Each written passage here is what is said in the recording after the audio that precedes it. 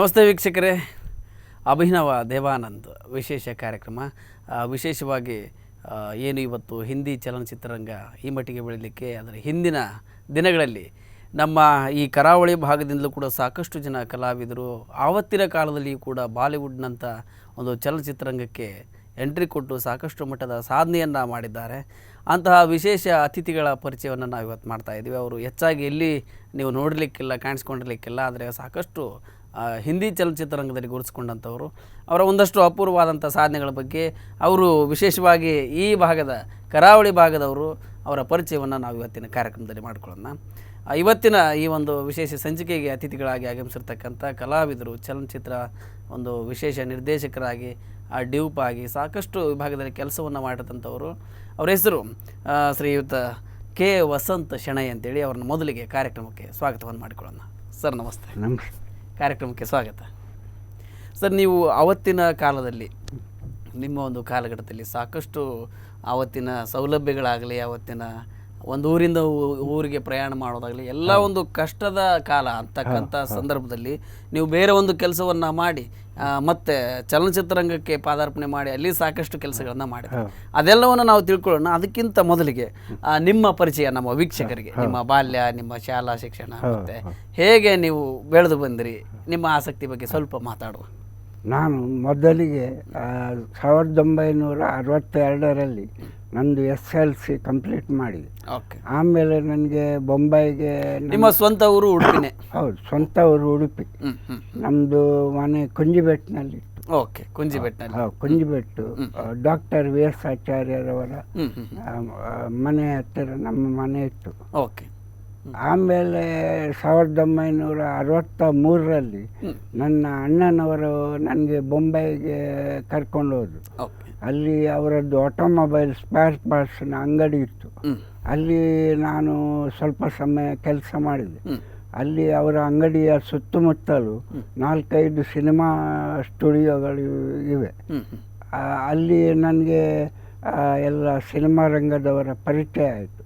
ಪರಿಚಯ ಆಯ್ತು, ಮತ್ತು ಅಂಗಡಿಗೂ ಅವರು ಬರುತ್ತಿದ್ದರು. ಅವರ ಪರಿಚಯ ಆದಮೇಲೆ ನನಗೆ ಮೊದಲಿಗೆ ಆಗಿನ ಕಾಲದ ಪ್ರಸಿದ್ಧ ಪ್ರೊಡ್ಯೂಸರ್ ಡೈರೆಕ್ಟರ್ ಮೆಹಬೂಬ್ ಖಾನ್ ಅಂತ ಇದ್ರು. ಅವರ ಅಸಿಸ್ಟೆಂಟ್ ಇಸ್ಮಾಯಿಲ್ ಮೆಮನ್ ಅಂತ ಇದ್ರು. ಅವರು ಒಂದು ಸಿನಿಮಾ ಮಾಡುವ ಉದ್ದೇಶದಿಂದ ಅವರು ಒಂದು ಧರ್ಮೇಂದ್ರ ಮತ್ತು ಮೀನಾ ಕುಮಾರಿ ಅವರನ್ನು ಸೇರಿಸಿಕೊಂಡು ಒಂದು ಸಿನಿಮಾ ಮಾಡುವ ಯೋಜನೆ ಹಾಕಿದ್ರು. ಆಮೇಲೆ ಆ ಸಿನಿಮಾದಲ್ಲಿ ನನಗೆ ಅವರ ಅಸಿಸ್ಟೆಂಟ್ ಆಗಿ ಕೆಲಸ ಕೊಟ್ಟರು. ಆಮೇಲೆ ಆವಾಗ ನಾನು ಸಿನಿಮಾ ರಂಗಕ್ಕೆ ಹೊಸಬ ಆ ಸಮಯದಲ್ಲಿ. ಅಲ್ಲಿಂದ ನನ್ನ ಕ್ಯಾರಿಯರ್ ಶುರುವಾಯಿತು ಸಿನಿಮಾ ರಂಗಕ್ಕೆ. ಅಲ್ಲಿ ಆಮೇಲೆ ನನಗೆ ಒಂದು ದಿವಸ ಆ ಸಿನಿಮಾದ್ದು ಹಾಡಿನ ರೆಕಾರ್ಡಿಂಗ್ಗೆ ನಾವು ಫಿಲ್ಮ್ ಸೆಂಟರ್ ಅಂತ ಅಲ್ಲಿ ದೊಡ್ಡ ಲ್ಯಾಬ್ ಇದೆ. ಅಲ್ಲಿ ರೆಕಾರ್ಡಿಂಗ್ ಥಿಯೇಟರ್ಗೆ ಹೋದಾಗ ಅಲ್ಲಿ ಲತಾ ಮಂಗೇಶ್ಕರ್ ಅವರ ಪರಿಚಯ ಆಯಿತು. ಲತಾ ಮಂಗೇಶ್ಕರ್ ಅವರ ಅಸಿಸ್ಟೆಂಟ್ ಅಂದರೆ ಅವರ ಪರ್ಸನಲ್ ಸೆಕ್ರೆಟರಿ ಹೇಳ್ಬೋದು, ಅವರ ಪರಿಚಯ ಆಯಿತು. ಅವರಾಗೆ ನನ್ನ ಹತ್ರ ಬಂದು ಮಾತಾಡಿದರು. ರೆಕಾರ್ಡಿಂಗ್ ಸಮಯದಲ್ಲಿ ಸಾಂಗ್ ರೆಕಾರ್ಡಿಂಗ್ ಇತ್ತು. ಆ ಸಮಯದಲ್ಲಿ ಅವರು ಬಂದು ನನ್ನ ಕೂತ್ಕೊಂಡು ನನ್ನ ಹತ್ರ ಪರಿಚಯ ಕೇಳಿದ್ರು. ಮತ್ತು ಹೇಳಿದೆ, ಹೀಗೆ ನಾನು ಇಸ್ಮಾಯಿಲ್ ಮೆಮನ್ರಲ್ಲಿ ಅಸಿಸ್ಟೆಂಟ್ ಡೈರೆಕ್ಟರ್ ಆಗಿ ಕೆಲಸ ಸೇರಿದೆ. ಅಲ್ಲಿ ಈಗ ನನಗೆ ಈಗ ಸಿನಿಮಾ ಕಂಪ್ಲೀಟ್ ಆಗ್ತಾ ಬರ್ತಾ ಉಂಟು. ಆಮೇಲೆ ಈಗ ಬೇರೆ ಪ್ರೊಡಕ್ಷನ್ ಸೇರುವ ನಿರ್ಧಾರ ಮಾಡಿದ್ದೇನೆ ಹೇಳಿ. ಅದಕ್ಕೆ ಅವರು ಹೇಳಿದ್ರು, ನನಗೆ ಇಲ್ಲಿ ದೇವಾನಂದ್ರ ಪರ್ಸನಲ್ ಸೆಕ್ರೆಟರಿಯಲ್ಲಿ ಇದ್ದಾರೆ, ಅವರ ಹತ್ರ ನಿಮಗೆ ಪರಿಚಯ ಮಾಡಿ ಕೊಡ್ತೇನೆ. ಅವರು ನಿಮಗೆ ಅವರು ಅಸಿಸ್ಟೆಂಟ್ ಆಗಿ ಕೆಲಸಕ್ಕೆ ಸೇರಿಸ್ಬೋದು. ಯಾಕಂದ್ರೆ ನಿಮ್ದು ಈ ಸಿನಿಮಾ ಮುಗಿತಾ ಬಂತಲ್ಲ, ಹಾಗಾಗಿ ನೀವು. ಯಾವ ಸಿನಿಮಾ ಅದು? ಚಂದನ್ ಕಾಪಲ್ ನಾಯನ್. ಅಲ್ಲಿಂದ ಪರಿಚಯ ಶುರುವಾಯಿತು. ಅದರಿಂದ ಮತ್ತೆ ದೇವಾನಂದ್ರ ಅವರ ಸೆಕ್ರೆಟರಿ ಅವರಿಗೆ ಪರಿಚಯ ಆಗ್ತಕ್ಕಂಥ ಸಂದರ್ಭ. ಓಕೆ. ಚಂದನ್ ಕಪಲ್ನ ಮುಗಿತಾ ಬಂದಾಗ ದೇವಾನಂದರ ಸೆಕ್ರೆಟರಿ ಧನ್ನಾಲಾಲ್ ಪಟೇಲ್ ಅಂತ ಅವರ ಪರಿಚಯ ಆಯಿತು. ಓಕೆ. ಅವರು ನನಗೆ ಹೇಳಿದ್ರು, ಅವರು ದೇವಾನಂದರು ಅವರು ಹೇಳಿದಾಗೆ ಹೇಳಿದ್ದಾರೆ, ಪರ್ಸನಲ್ ಸೆಕ್ರೆಟರಿ ಅಲ್ಲಿ. ಅವರು ಹೇಳಿದರು ನನಗೆ ವಸಂತ್ ಶೆಣೈ ಅವರಿಗೆ ನಮ್ಮ ಫೀಲ್ಡ್ನಲ್ಲಿ ಕೆಲಸ ಕೊಡ್ತೇನೆ ಅಂತ ಹೇಳಿದರು. ಅದಕ್ಕೆ ದೇವಾನಂದರು ಒಪ್ಪಿದ್ರು. ಅವರ ತಮ್ಮ ಅದರಲ್ಲಿ ನಿರ್ದೇಶಕರಾಗಿದ್ದರು, ದೇವಾನಂದ್ ಅವರ ತಮ್ಮ ವಿಜಯಾನಂದ್. ಓಕೆ. ಅವರು ಗೈಡ್ ಸಿನಿಮಾ ಮೊದಲಿಗೆ, ಅವರು ಮೊದಲನ ಸಿನಿಮಾ ಗೈಡ್ ಅಂತ. ಆ ಗೈಡ್ ಸಿನಿಮಾದಲ್ಲಿ ನನಗೆ ಸಹ ನಿರ್ದೇಶಕರಾಗಿ ಕೆಲಸಕ್ಕೆ ತಗೊಂಡು. ಆಮೇಲೆ ನನಗೆ ಆ ಸಮಯದಲ್ಲಿ ಅವರು ದೇವಾನಂದರು ಇಲ್ಲದಿದ್ದಾಗ ನನ್ನ ಮುಖ ದೇವಾನಂದರೊಡನೆ ಹೋಲ್ತಿತ್ತು. ಹಾಗಾಗಿ ಅವರು ನನಗೆ ಅವರು ಇಲ್ಲದಿದ್ದಾಗ ಅವರ ಕೆಲಸವನ್ನು ನಾನೇ ಮಾಡಬೇಕಾಗ್ತಿತ್ತು, ಡ್ಯೂಪ್ ಆಗಿ. ಅಲ್ಲಿಂದ ನಂದು ಫಿಲ್ಮ್ ಕ್ಯಾರಿಯರ್ ಸ್ಟಾರ್ಟ್ ಆಯ್ತು ಪ್ರೊಫೆಷನಲ್ ಆಗಿ. ಆಮೇಲೆ ನನಗೆ ಅದರಲ್ಲಿ ದೇವಾನಂದ್ರ ಗೈಡ್ ಸಿನಿಮಾ ಸೂಪರ್ ಹಿಟ್ ಆಗಿ ರಿಲೀಸ್ ಆಯಿತು. ಮತ್ತೆ ಸುಮಾರು 25 ವಾರ ಮರಾಠ ಮಂದಿರ್ ಸಿನಿಮಾ ಥಿಯೇಟರ್ನಲ್ಲಿ ರನ್ ಆಯಿತು. ಮರಾಠ ಮಂದಿರ್ ಅಂದರೆ ಮುಂಬೈಯ ಭಾಳ ಪ್ರಸಿದ್ಧ ಸಿನಿಮಾ ಥಿಯೇಟರ್. ಅಲ್ಲಿ 25 ವಾರ ರನ್ ಆಯಿತು. ಮತ್ತು ನಮ್ಮದು 25 ವಾರ ಅಂದರೆ ಸಿಲ್ವರ್ ಜುಬ್ಲಿ ಹೇಳ್ತಾರೆ. ಸಿಲ್ವರ್ ಜುಬ್ಲಿ ಆದಮೇಲೆ ಆ ಪಿಕ್ಚರ್ ಹಿಟ್ ಅಂತಲೇ ಲೆಕ್ಕ. ಆಮೇಲೆ ಅಲ್ಲಿಂದ ನನಗೆ ಮತ್ತೆ ದೇವಾನಂದ್ರ 2ನೇ ಸಿನಿಮಾ ಶುರು ಮಾಡಿದ್ರು, ಪ್ರೇಮ್ ಪೂಜಾರಿ ಅಂತ. ಅದರಲ್ಲಿ ಜೈದ ಅಂತ ಮೊದಲೇ ನರ್ಗಿಸ್ ಅಂತ ಇಲ್ಲು, ರಾಜ್ ಕಪೂರ್ ಅವರ ಸಿನಿಮಾದಲ್ಲಿ ನರ್ಗಿಸ್ ಅಣ್ಣನ ಮಗಳು ಜೈದ ಅಂತ ಇಲ್ಲು, ಅವಳು ಹೀರೋಯಿನ್. ದೇವಾನಂದ್ ಹೀರೋ. ಜೈದ ಅವರು ಪ್ರೇಮ್ ಪೂಜಾರಿ ಸಿನಿಮಾ ಶುರು ಮಾಡಿದ್ರು. ಅದರಲ್ಲಿ ನನಗೆ ಅಸಿಸ್ಟೆಂಟ್ ಆಗಿ ಕೆಲಸ ಕೊಟ್ಟರು, ಮತ್ತೆ ಡ್ಯೂಪ್ ಆಗಿಯೂ ಕೆಲಸ ಮಾಡಿದೆ. ಆಮೇಲೆ ನನಗೆ ಜಾಯ್ ಮುಖರ್ಜಿ ಅವರ ಪರಿಚಯ ಆಯಿತು. ಜಾಯ್ ಮುಖರ್ಜಿ ಮತ್ತು ಅವರು ಹೇಳಿದರು ಪ್ರಮೋದ್ ಚಕ್ರವರ್ತಿ ಅಂತ ಆಗಿನ ಪ್ರಸಿದ್ಧ ನಿರ್ಮಾಪಕ ನಿರ್ದೇಶಕ ಪ್ರಮೋದ್ ಚಕ್ರವರ್ತಿ ಅವರ ಪರಿಚಯ ಮಾಡಿಕೊಟ್ರು. ಅಲ್ಲಿ ನನಗೆ ಅವರು ಜುಗ್ನು ಸಿನಿಮಾದಲ್ಲಿ ಸಹ ನಿರ್ದೇಶಕರಾಗಿ ಕೆಲಸ ಕೊಟ್ಟರು. ಆಮೇಲೆ ನಾನು ಆ್ಯಕ್ಟಿಂಗ್ ಸಹ ಮಾಡಿದ್ದೆ ಅದರಲ್ಲಿ. ಆಮೇಲೆ ಆ ಸಮಯದಲ್ಲಿ ಜುಗ್ನು ಸಿನಿಮಾದಲ್ಲಿ ಧರ್ಮೇಂದ್ರ ಹೀರೋ, ಹೇಮಾ ಮಾಲಿನಿ ಹೀರೋಯಿನ್ ಆಗಿದೆ. ಆಮೇಲೆ ಪುನಃ ದೇವಾನಂದರು ಇನ್ನೊಂದು ಸಿನಿಮಾ ಮಾಡುವ ಆಲೋಚನೆಯಲ್ಲಿದ್ದರು. ಅದು ಯಾವುದಂದ್ರೆ ಹರೇ ರಾಮ ಹರೇ ಕೃಷ್ಣ ಅಂತ. ಹರೇ ರಾಮ ಹರೇ ಕೃಷ್ಣದಲ್ಲಿ ದೇವಾನಂದ್, ಜೀನಾ ತಮನ್, ಮಮತಾಜ್ ಎಲ್ಲ ಇದ್ದರು. ಅದರಲ್ಲಿ ನಾನು ಸಹ ನಿರ್ದೇಶಕನಾಗಿಯೂ ಅವರ ದೇವಾನಂದರವರ ಡ್ಯೂಪ್ ಕಲಾವಿದನಾಗಿಯೂ ಕೆಲಸ ಮಾಡಿದೆ. ಆಮೇಲೆ ನನಗೆ ಅದು ಸಿನಿಮಾ ಮುಗ್ದ ನಂತರ ಮತ್ತೆ ನಾನು ಪುನಃ ಧರ್ಮೇಂದ್ರ ಮತ್ತು ಹೇಮಾ ಮಾಲಿನಿ ಅವರದ್ದು ಸಿನಿಮಾ ಆಯ್ತು, ನಯಾ ಜಮಾನ ಅಂತ. ಅದರಲ್ಲಿ ಕೆಲಸ ಮಾಡಿದೆ. ಅದು ನಿರ್ದೇಶಕ ಆತ್ಮಾರಾಮ್ ಅಂತ. ಅವರು ಮೊದಲು ಗುರುದತ್ ಅಂತ ಇದ್ರು, ಗುರುದತ್ ಹಿಂದಿನ ಕಾಲದ ನಿರ್ದೇಶಕ. ಗುರುದತ್ತರ ತಮ್ಮ ಸಹೋದರ ಅವರು ನಯಾ ಜಮಾನ ಸಿನಿಮಾ ತೆಗೆದ್ರು. ಅದರಲ್ಲಿ ಅವರು ನಮ್ಮ ಊರಿನವರೇ.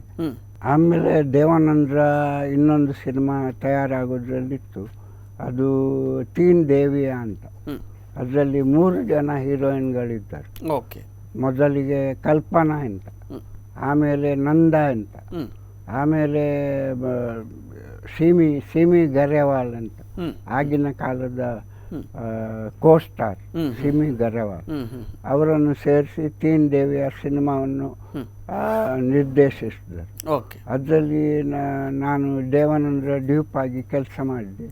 ಅದು ಸಹ ಸಿನಿಮಾ ಭಾಳ ಹಿಟ್ಟಾಗಿತ್ತು. ಅದು ಕಿಶೋರ್ ಕುಮಾರ್ ಅವರು ಅದರಲ್ಲಿ ಹಾಡುಗಳನ್ನು, ಎಲ್ಲ ಹಾಡುಗಳನ್ನು ಕಿಶೋರ್ ಕುಮಾರ್ ಅವರು ಹಾಡಿದರು. ಇವತ್ತಿಗೂ ಆ ಹಾಡುಗಳು ಬಹಳ ಪ್ರಸಿದ್ಧವಾಗಿವೆ. ಆಮೇಲೆ ಅಲ್ಲಿಂದ ನನಗೆ ಪುನಃ ಜಾಯ್ ಮುಖರ್ಜಿ ಮತ್ತು ಆಶಾ ಪರೇಖ್ ಅವರ ಜಿದ್ದಿ ಸಿನಿಮಾದಲ್ಲಿ ಕೆಲಸ ಸಿಕ್ಕಿತು, ಜಿದ್ದಿ ಅಂತ. ಅದು ಪ್ರಮೋದ್ ಚಕ್ರವರ್ತಿ ಅವರು ಬೆಂಗಾಲಿಯವರು ಪ್ರಮೋದ್ ಚಕ್ರವರ್ತಿ, ಆಗಿನ ಕಾಲದ ಪ್ರಸಿದ್ಧ ನಿರ್ಮಾಪಕ ನಿರ್ದೇಶಕರು. ಅವರು ನನಗೆ ಅಸಿಸ್ಟೆಂಟ್ ಆಗಿ ಕೆಲಸಕ್ಕೆ ಸೇರಿಸಿದ್ರು. ಆಮೇಲೆ ಅಲ್ಲಿಂದ ಅವರ ಪಿಕ್ಚರ್ ಕಂಪ್ಲೀಟ್ ಆದಮೇಲೆ ಆಮೇಲೆ ನನಗೆ ಪುನಃ ಇಸ್ಮಾಯಿಲ್ ಮೆಮನ್ರು ಅಂದರೆ ಮೊದಲಿಗೆ ನಾನು ಚಂದನ್ ಕಾಪಲ್ನ ಕೆಲಸದ ಮಾಡಿದೆಯಲ್ಲ, ಅದು ಅವರ ಇನ್ನೊಂದು ಸಿನಿಮಾ ಮಾಡುವ ಆಲೋಚನೆಯಲ್ಲಿದ್ದರು. ಅದು ಯಾವುದಂದರೆ ನೌಕರ್ ಅಂತ. ನೌಕರ್ನಲ್ಲಿ ಸಂಜೀವ್ ಕುಮಾರ್ ಮತ್ತು ಜಯಾ ಬಾದುರಿ ಹೀರೋ ಹೀರೋಯಿನ್ಗಳಾಗಿದ್ದರು. ಅದರಲ್ಲಿ ನನಗೆ ಅವರು ಅಸಿಸ್ಟೆಂಟ್ ಡೈರೆಕ್ಟರ್ ಆಗಿ ಅಂದರೆ ಸಹ ನಿರ್ದೇಶಕರಾಗಿ ಕೆಲಸಕ್ಕೆ ಸೇರಿಸಿದ್ರು. ಆಮೇಲೆ ಅದು ಪಿಕ್ಚರ್ ಕಂಪ್ಲೀಟ್ ಆಗಲಿಕ್ಕೆ 1 ವರ್ಷ ಆಯಿತು. ಆಮೇಲೆ ನಾನು ಇದು ಫಿರೋಜ್ ಖಾನ್ ಹೇಮಾ ಮಾಲಿನಿ, ರೇಖಾ ಅವರದ್ದು ಧರ್ಮಾತ್ಮ ಅಂತ ಒಂದು ಸಿನಿಮಾವನ್ನು ನಿರ್ದೇಶಿಸಿದರು. ಅದರಲ್ಲಿ ನನಗೆ ಫಿರೋಜ್ ಖಾನ್ರವರು ಸಹ ನಿರ್ದೇಶಕನಾಗಿ ಕೆಲಸ ಕೊಟ್ಟರು. ಆ ಸಿನಿಮಾದ ನಿರ್ದೇಶಕರು ಫಿರೋಜ್ ಖಾನ್ ಸ್ವತಃ ಆಗಿದ್ದರು. ಅವರು ನನಗೆ ಸಹ ನಿರ್ದೇಶಕರಾಗಿ ಕೆಲಸ ಕೊಟ್ಟರು. ಆಮೇಲೆ ಆ ಸಿನಿಮಾದಲ್ಲಿ ನನಗೆ ನಟಿಸುವ ಅವಕಾಶವನ್ನು ಮಾಡಿದೆ. ಆಮೇಲೆ ನಾನು ಅಲ್ಲಿಂದ ಮತ್ತೆ ಮುಂದಿನ ಚಿತ್ರಗಳಿಗೆ ಅವಕಾಶವಾಗ್ತಾ ಬಂತು. ಆಮೇಲೆ ಧರ್ಮೇಂದ್ರ ಮತ್ತು ಹೇಮಾ ಮಾಲಿನಿ ಅವರದ್ದು ಶೋಲೆ ಪಿಕ್ಚರ್ ಸ್ಟಾರ್ಟ್ ಆಯಿತು. ಅದು GPCP ಅಂತ ಅವರದ್ದು ಸಿನಿಮಾ. ಅದು ಇಡೀ ಹಿಂದಿ ಸಿನಿಮಾ ಜಗತ್ತಿನಲ್ಲಿ ದೊಡ್ಡ ಅಲೆ, ಹೊಸ ಅಲೆ ಅವತ್ತಿಗೆ. ಅವರು ಧರ್ಮೇಂದ್ರ ಮತ್ತೆ ಹೇಮಾ ಮಾಲಿನಿ ಮತ್ತೆ ಅಮಿತಾಬ್ ಬಚ್ಚನ್ ಎಲ್ಲ ಇದ್ರು. ಅದು ಆ ಸಿನಿಮಾ ಆ ಟೈಮ್ನಲ್ಲಿ 5 ವರ್ಷ ಕಂಪ್ಲೀಟ್ ಹಿಟ್ಟಾಗಿ ರನ್ ಆಗಿದೆ. ಆ ಸಮಯದಲ್ಲಿ ನನಗೆ ಆ ಸಿನಿಮಾದಲ್ಲಿ ಅವರ ರಮೇಶ್ ಸಿಪ್ಪಿ ಅಂತ ಅವರ ಮಗ, ಅಂದರೆ GPCP ಅವರ ಮಗ, ಅವರು ನಿರ್ದೇಶಕರು, ಶೋಲೆ ಸಿನಿಮಾದ ನಿರ್ದೇಶಕರು. ಅವರು ನನಗೆ ಅವರ ಅಸಿಸ್ಟೆಂಟ್ ಆಗಿ, ಅವರ ಮೊದಲನೇ ಚಿತ್ರ ಅದು, ಅವರು ಅಸಿಸ್ಟೆಂಟ್ ಆಗಿ ಅವರು ಡೈರೆಕ್ಟರ್ ಆಗಿ ಕೆಲಸ ಮಾಡಿದ ಮೊದಲನೇ ಸಿನಿಮಾ ಶೋಲೆ. ಯಾಕಂದ್ರೆ ಅವರು ಅದರ ಮೊದಲು ತುಂಬಾ ಪಿಕ್ಚರ್ ನಿರ್ಮಾಪಕರಾಗಿದ್ದಾರೆ. ಅವರ ತಂದೆಯವರು ನಿರ್ಮಾಪಕರಾಗಿದ್ದಾರೆ. ಆದರೆ ಡೈರೆಕ್ಟರ್ ಬಪ್ಪಿ ಸೋನಿ ಅಂತ ಇದ್ರು. ಬಪ್ಪಿ ಸೋನಿ ಅವರು ಬ್ರಹ್ಮಚಾರಿ ಬಹಳ ಸೂಪರ್ ಹಿಟ್ ಆಗಿತ್ತು. ಶಮ್ಮಿ ಕಪೂರ್ ಮತ್ತೆ ರಾಜಶ್ರೀ ಅವರ ಸಿನಿಮಾದಲ್ಲಿ ರಮೇಶ್ ಸಿಪ್ಪಿ ಅಸಿಸ್ಟೆಂಟ್ ಡೈರೆಕ್ಟರ್ ಆಗಿ ಕೆಲಸ ಮಾಡ್ತಿದ್ರು. ಅವರು ನಿರ್ದೇಶಕ ಬಪ್ಪಿ ಸೋನಿ ಅಂತ ಇದ್ರು.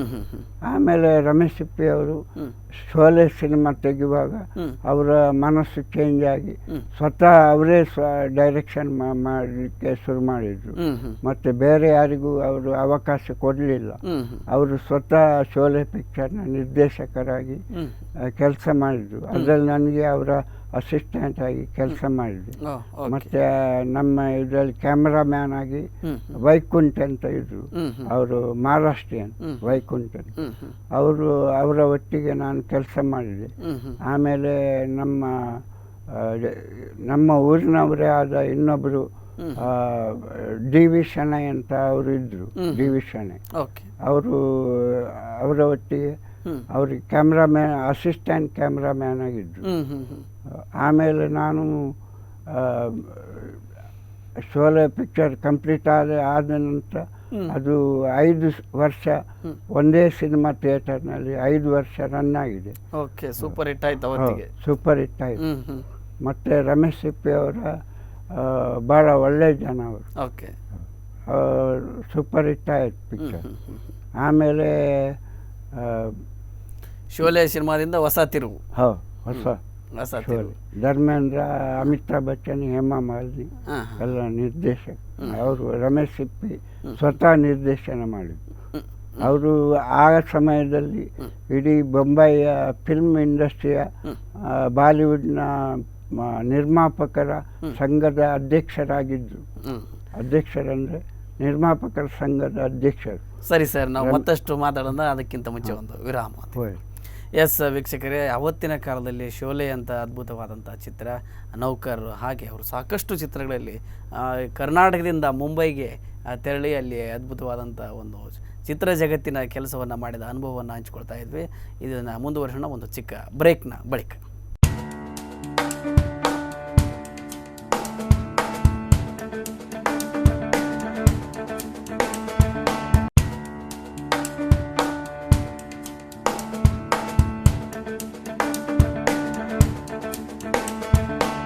ಎಸ್ ವೀಕ್ಷಕರೇ, ಬ್ರೇಕ್ನ ಬಳಿಕ ಅಭಿನವ ದೇವಾನಂದ್ ಅಂಥೇಳಿ ಅವತ್ತಿಗೆ ಖ್ಯಾತ ಹೆಸರು ಹೊಂದಿರತಕ್ಕಂಥ ನಮ್ಮ ಉಡುಪಿಯ ಇವತ್ತೇನು ಮಣಿಪಾಲದಲ್ಲಿ ವಾಸ ಮಾಡಿರ್ತಕ್ಕಂಥ ಸನ್ಮಾನ್ಯ ಶ್ರೀ ಕೆ ವಸಂತ ಶೆಣೆಯವರು ಅದ್ಭುತ ಕಲಾವಿದರು. ಅವರ ಪರಿಚಯ ಎಷ್ಟು ಜನರಿಗಿತ್ತೋ ಇಲ್ಲೋ ಗೊತ್ತಿಲ್ಲ. ನಾವಂತೂ ಇವತ್ತು ಅವತ್ತಿನ ಬಾಲಿವುಡ್ನಲ್ಲಿಗೆ ಇಷ್ಟು ಕೆಲಸವನ್ನು ಮಾಡಿದಾರಲ್ಲ ಅಂತ ಖುಷಿ ಪಡ್ತಕ್ಕಂಥ ವಿಚಾರ. ಬನ್ನಿ ಅವರೊಟ್ಟಿಗೆ ಅವರ ಅನಿಸಿಕೆ ಅನುಭವಗಳನ್ನು ಮತ್ತಷ್ಟು ತಿಳಿದುಕೊಳ್ಳೋಣ.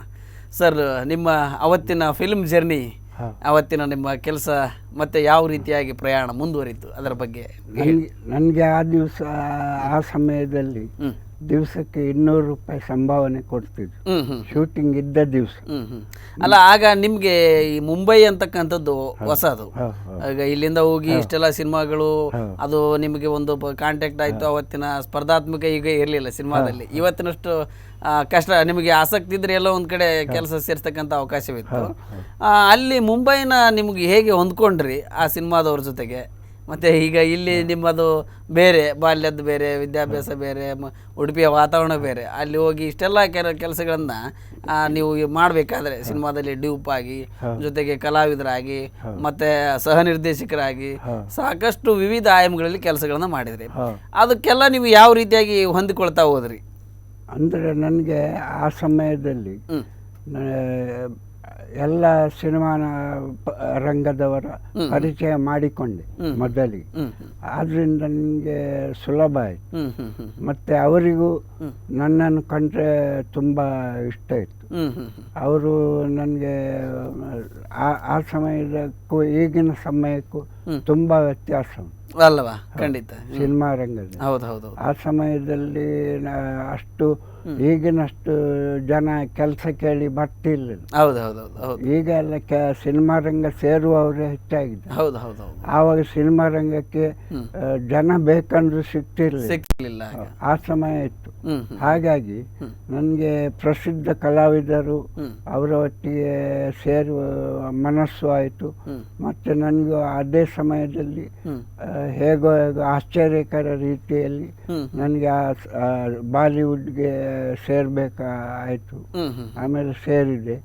ಆಮೇಲೆ ನನಗೆ ಆ ಸಂಭಾವನೆಯನ್ನು ಜಾಸ್ತಿ ಸಿಗ್ತಿರ್ಲಿಲ್ಲ. ಆವಾಗ ನನಗೆ ಸಂಭಾವನೆ ಆಸೆ ಇರಲಿಲ್ಲ.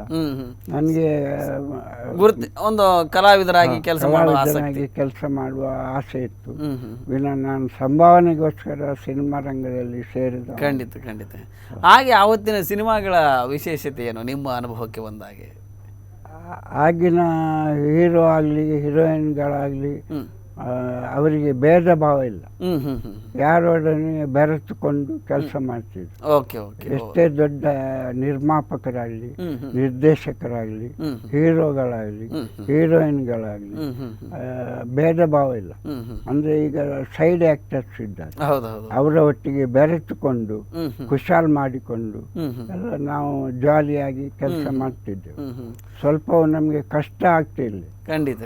ಮತ್ತೆ ಔಟ್ಡೋರ್ ಶೂಟಿಂಗ್ ಇದ್ರೆ ನಾವು ಅಲ್ಲಿ ಪಾಂಚಗಾಣಿ ಅಂತ ಉಂಟು, ಅಲ್ಲಿ ಅಥವಾ ಮಹಾಬಲೇಶ್ವರ, ಒಂದು 200 ಕಿಲೋಮೀಟರ್ ದೂರ ಮಹಾಬಲೇಶ್ವರ ಅಂತ ಉಂಟು. ಅಲ್ಲಿ ಹೆಚ್ಚಿನ ಸಿನಿಮಾ ಔಟ್ಡೋರ್ ಶೂಟಿಂಗ್ ಎಲ್ಲ ಅಲ್ಲಿಯೇ ಮಾಡುದು. ಅಲ್ಲಿ ವಾತಾವರಣ ಒಳ್ಳೆ, ಮತ್ತೆ ಅಲ್ಲಿ ಯಾರದ್ದು ಉಪದ್ರ ಇಲ್ಲ, ಜನರದ್ದು ಡಿಸ್ಟರ್ಬ್ ಮಾಡುವುದಿಲ್ಲ. ಹಾಗಾಗಿ ನಾವು ಜಾಸ್ತಿಯಾಗಿ ಬಾಲಿವುಡ್ನವರು ಮಹಾಬಲೇಶ್ವರಕ್ಕೆ ಹೋಗುದು, ಅಲ್ಲಿ ಚಿತ್ರೀಕರಣ ಔಟ್ಡೋರ್.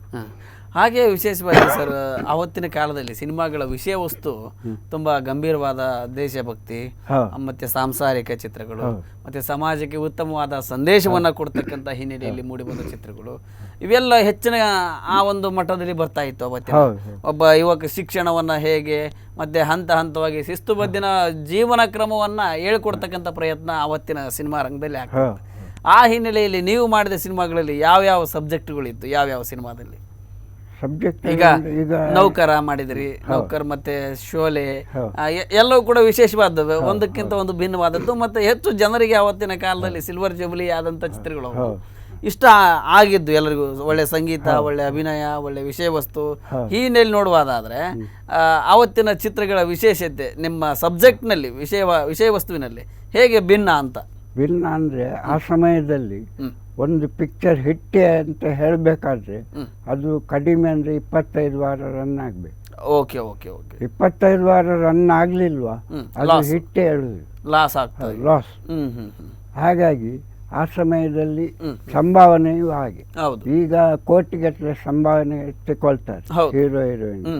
ಆ ಸಮಯದಲ್ಲಿ ದಿಲೀಪ್ ಕುಮಾರ್ನಂತ ದೊಡ್ಡ ಹೀರೋಗೆ 10 ಲಕ್ಷ ರೂಪಾಯಿ ಸಂಭಾವನೆ ಸಿಕ್ತಿತ್ತು ಆವತ್ತಿಗೆ. 10 ಲಕ್ಷ ಅಂದ್ರೆ ಆ ಸಮಯದಲ್ಲಿ ದೊಡ್ಡದು. ದೊಡ್ಡ 10 ಕೋಟಿ ಲೆಕ್ಕ ಅಲ್ಲಿಗೆ. ಈಗ ಎಲ್ಲ ಕೋಟಿಗಟ್ಟಲೆ ವ್ಯವಹಾರ ಆಗ್ತದೆ. ಆವಾಗ 10 ಲಕ್ಷ ಅಂದ್ರೆ ಅದು ದೊಡ್ಡ ವಿಷಯವೇ ಸರಿ. ದಿಲೀಪ್ ಕುಮಾರ್, ಧರ್ಮೇಂದ್ರ, ರಾಜೇಶ್ ಖನ್ನಾ, ಅಮಿತಾಬ್ ಅವರೆಲ್ಲ ಆ ಸಮಯದಲ್ಲಿ 10 ಲಕ್ಷ ದಾಟಿ ಹೋಗ್ಲಿಲ್ಲ. ಈಗ ಎಲ್ಲ ಕೋಟಿಗಟ್ಟಲೆ ವ್ಯವಹಾರ ಉಂಟು. ಈಗ ಎಲ್ಲ ಅವರ ಪ್ರತಿಯೊಂದರ ಬೆಲೆಯೂ ಹಾಗೆ ಏರಿಕೆ ಆಗಿದೆ. ಆ ಆಧಾರದಲ್ಲಿ ಅವರಿಗೆ ಸಂಭಾವನೆ ಕೊಡ್ತಾರೆ. ಅಲ್ಲ, ಎಲ್ಲೋ ಒಂದ್ ಕಡೆ ಈಗ ಗಡಬಡ ಜಾಸ್ತಿ ಇದೆ. ಒಂದು ತಿಂಗಳಲ್ಲಿ ಚಿತ್ರೀಕರಣ ಮಾಡೋದು, ಸ್ಪಷ್ಟವಾದ ಕಥೆ ಇಲ್ಲ, ಸ್ಪಷ್ಟವಾದ ಸ್ಕ್ರೀನ್ ಪ್ಲೇ ಇಲ್ಲ. ಏನೋ ಒಂದು ಗಡಬಡದಲ್ಲಿ ಏನೋ ಒಂದು ಆಡಿಯನ್ಸ್ ಕೊಡ್ಲಿಕ್ಕೆ ಆ ರೀತಿ ಪ್ರಯತ್ನ ಹೆಚ್ಚು ಕಂಡು ಬರ್ತದೆ. ಅವತ್ತಿನ ವರ್ಷಗಟ್ಟಲೆ ಚಿತ್ರೀಕರಣ ಆಗ್ತಿತ್ತು, ವರ್ಷಗಟ್ಟಲೆ ಕಥೆ ಬರುವುದಾಗ್ತಿತ್ತು, ಆ ಒಂದು ಸ್ಟೋರಿ ಡಿಸ್ಕಷನ್ ಆಗ್ತಿತ್ತು. ಉತ್ತಮವಾದ ಚಿತ್ರಗಳಿಗೆ ಅವತ್ತು ತುಂಬಾ ಪ್ರಾಶಸ್ತ್ಯ ಇತ್ತು. ಅದು ನಿಮಗೂ ಕೂಡ ಅನುಭವಕ್ಕೆ ಬಂದಿರ್ತದೆ.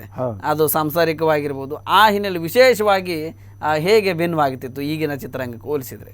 ಅಂದರೆ ಮೊದಲಿನ ಸಿನಿಮಾ ರಂಗದಲ್ಲಿ ಪ್ರತಿಯೊಂದು ಸಿನಿಮಾ ನೋಡಿ, ಅದು ಹಿಟ್ಟಾಗಲಿ ಹಿಟ್ಟಾಗದೇ ಇರಲಿ, ಅದರಲ್ಲಿ ಪ್ರತಿಯೊಂದು ಸಿನಿಮಾದಲ್ಲಿಯೂ ಮನುಷ್ಯನಿಗೆ ಕಣ್ಣಿನಲ್ಲಿ ನೀರು ಬರುವಂತ ಒಂದಷ್ಟು ದೃಶ್ಯಗಳಿರ್ತಿತ್ತು.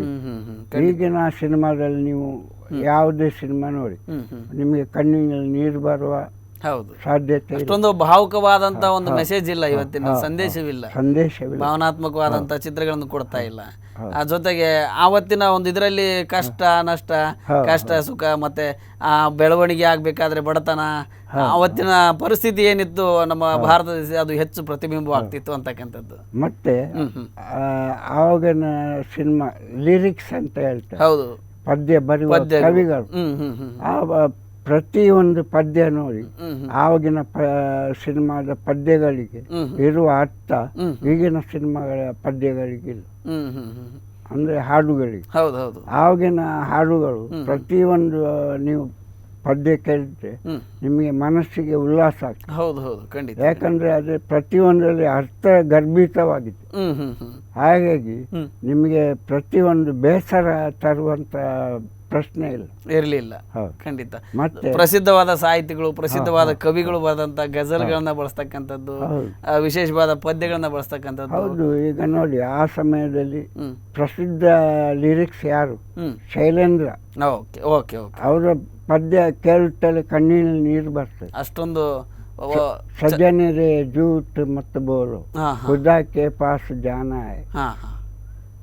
ಎಷ್ಟು ವಿಶೇಷವಾದ ಸಾಹಿತ್ಯ ಶೈಲೇಂದ್ರ ಬರ್ದದ್ದು.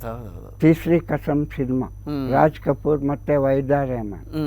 ಸಜ್ಜನ್ ರೇ ಜೂಟ್ ಮತ್ತು ಬೋಲು, ಖುದಾ ಕೆ ಪಾಸ್ ಜಾನ ಹೈ, ನ ಹಾತಿ ಹೈ ನ ಗೋರಾ ಹೈ, ವಹಾ ಪೈದಲ್ ಹಿ ಜಾನ ಹೈ ಅಂತ ಒಂದು ಅರ್ಥ. ಈಗಿನ ಪದ್ಯಗಳಿಗೆ ಅರ್ಥ ಉಂಟು? ಖಂಡಿತ ಖಂಡಿತ. ಆವಾಗ ಪ್ರತಿಯೊಂದು ಪದ್ಯ ನೋಡಿ ಕವಿಗಳು, ಶೈಲೇಂದ್ರ ಮಾತ್ರ ಅಲ್ಲ, ಶಾಹಿರ್ ಲುಧಿಯಾನಿ, ಮತ್ತೆ ಹಜರತ್ ಜೈಪುರಿ, ಮತ್ತೆ ಕೈಫಿ ಆಜ್ಮಿ, ಮತ್ತೆ ಗುಲ್ಜಾರ್, ಅವರೆಲ್ಲ ಪ್ರಸಿದ್ಧ ಬರಹಗಾರರು. ಅವತ್ತಿಗೆ ಸಾಹಿತ್ಯ, ಸಿನಿಮಾ ಸಾಹಿತ್ಯ, ಪದ್ಯ ಬರೆಯುವುದರಲ್ಲಿ ಅವರಿಗೆ ಮೀರಿಸುವವರು ಇವತ್ತಿಗೂ ಯಾರು ಸಿಕ್ಕಲಿಲ್ಲ. ಖಂಡಿತ ಖಂಡಿತ ಖಂಡಿತ. ಆಗಿನ ಹಾಡುಗಳೇ ಹಾಗೆ ಬರ್ತಿತ್ತು. ಅವರು ಪ್ರತಿಯೊಬ್ಬರು ಕೂಡ ಎಷ್ಟು ಶ್ರಮ ಹಾಕಿ ಇಡೀ ವರ್ಷ ಮತ್ತೆ ನಿಮಗೆ ಆವಾಗಿನ ಒಂದು ಹಾಡನ್ನು ಹಾಡಿದ್ರೆ ನಿಮಗೆ ಯಾವ ಬೇಸರ ಇದ್ರೂ ಹೊರಟು ಹೋಗ್ತದೆ. ಅಷ್ಟು ಮನಸ್ಸಿಗೆ ಇಷ್ಟವಾಗ್ತಕ್ಕಂಥ ಸಾಹಿತ್ಯ. ಮತ್ತೆ ಅದಕ್ಕೆ ತಕ್ಕ ಹಾಗೆ ಗಾಯಕರು ಗಾಯಕಿಯರು ಇದ್ರು. ಲತಾ ಮಂಗೇಶ್ಕರ್ ಆಗಲಿ, ಆಶಾ ಭೋಸ್ಲೆ ಆಗಲಿ, ವಾಣಿ ಜಯರಾಮ್ ಅವರು, ಸುಮನ್ ಕಲ್ಯಾಣ್ಪುರ್, ಆ ಸಮಯದಲ್ಲಿ ಬೇಕಾದಷ್ಟು ಹಾಡುಗಳನ್ನು ಹಾಡಿದ್ದಾರೆ.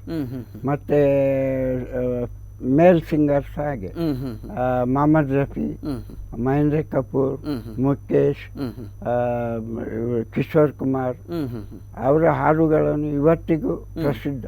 ಖಂಡಿತ ಖಂಡಿತ ಖಂಡಿತ.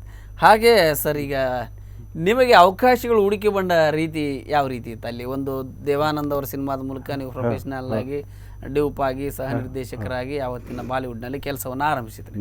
ಬೇರೆ ಬೇರೆ ಅವಕಾಶಗಳು ನಿಮಗೆ ಹೇಗೆ ಹುಡುಕಿಕೊಂಡು ಬಂತು ಅಂತಕ್ಕಂಥ? ಅದು ಬಾಲಿವುಡ್ನಲ್ಲಿ ಅವರು ಒಂದು ನಾವು ಶೂಟಿಂಗ್ ಮಾಡುವಾಗ ಇನ್ನೊಬ್ಬ ನಿರ್ದೇಶಕ ಅಲ್ಲಿ ಬಂದು ಅವರು ಹೀರೋ, ಅವರ ಸಿನಿಮಾದಲ್ಲಿ ಅದೇ ಹೀರೋಯಿನ್ ಇರ್ತಾಳೆ ಅಥವಾ ಅದೇ ಹೀರೋ ಇರ್ತಾನೆ, ಹಾಗೆ ಸಂಪರ್ಕ ಡೇಟ್ ತಗೊಳ್ಳಿಕ್ಕೆ ಬರ್ತಾರೆ ನಮ್ಮ ಸೆಟ್ ನಲ್ಲಿ.